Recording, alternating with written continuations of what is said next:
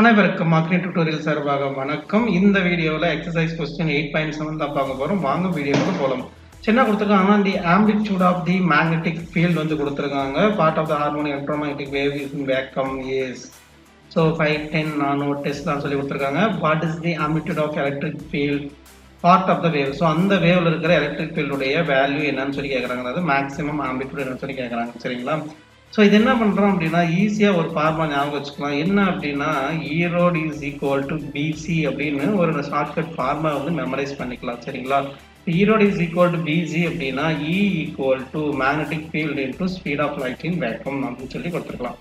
சரிங்களா? ஸோ நம்ம அந்த மெத்தடில் நம்ம எடுத்துக்கிறோம். ஸோ இப்போ என்ன எடுத்துருக்காங்கன்னா ஆம்பிளிட்யூட் கொடுக்கும்போது என்ன ஆகும் அப்படின்னா அவங்க பி நாட்டுன்னே கொடுத்ததுனால நம்ம இந்த ஃபார்முலாவை ஸ்லைட்டாக வந்து நான் ரீமாடிஃபை பண்ணிக்கிறேன். E naught is equal to B naught into C. சரிங்களா? ஸோ நமக்கு எல்லா வேல்யூமே நம்ம டைரெக்டாக கொடுத்துருக்காங்க. ஸோ நம்ம என்ன பண்ண போகிறோம் அப்படின்னா magnetic field speed of light 3 × 10⁸. Magnetic field பார்த்தோம் அப்படின்னா 510 நானோ டெஸ்டான் கொடுத்தாங்க அப்படின்னா ஸோ நானோ அப்படின்னா என்ன அர்த்தம் நமக்கு 10⁻−9 அர்த்தம். சரிங்களா? ஸோ அந்த வேல்யூக்கு ஏற்ற மாதிரி நம்ம என்ன பண்ணோம் அப்படின்னா இங்கே சப்ஸ்டியூஷன் பண்ணிக்கலாம். சரிங்களா? ஸோ 5 × 10⁻−19 போட்டுக்கிறேன். சரிங்களா? ஸோ மன்னிக்கவும் 510 சொல்லியிருக்காங்க. சரிங்களா? ஸோ அதனால் கொஞ்சம் மிஸ்டேக் ஆச்சு. So 510 × 10⁻−9 Tesla. என்ன பண்ண போகிறோம் அப்படின்னா இந்த ஜீரோவை நான் இதில் சேர்த்துக்கிறேன். சரிங்களா? அப்போ 3 × 51 × 10⁻9 × 10⁻−9 இருக்கும். அதை கேன்சல் பண்ணிக்கலாம். நம்ம டைரெக்டாக வந்து மல்டிப்ளை பண்ணிக்கிறேன். ஸோ 315.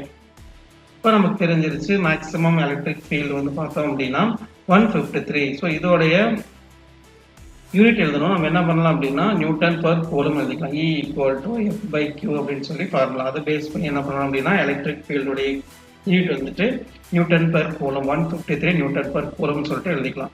ஸோ இந்த நியூமோனிக்ஸ் வந்து என்னுடைய அண்டர்ஸ்டாண்டிங்காக நான் சொன்னேன். இதில் ஏதாவது உங்களுக்கு ஏதாவது மனக்கஷ்டம் இருந்ததுன்னா அதுக்காக நான் வருத்தத்தை தெரிவிச்சுக்கிறேன். சரிங்களா? ஸோ இந்த வீடியோ உங்களுக்கு பிடிச்சிருந்துச்சுன்னா மறக்காம இந்த சேனலை லைக் பண்ணுங்க, சப்ஸ்கிரைப் பண்ணுங்க, உங்க ஃப்ரெண்ட்ஸுக்கு ஃபார்வர்ட் பண்ணுங்க. நன்றி, வணக்கம்.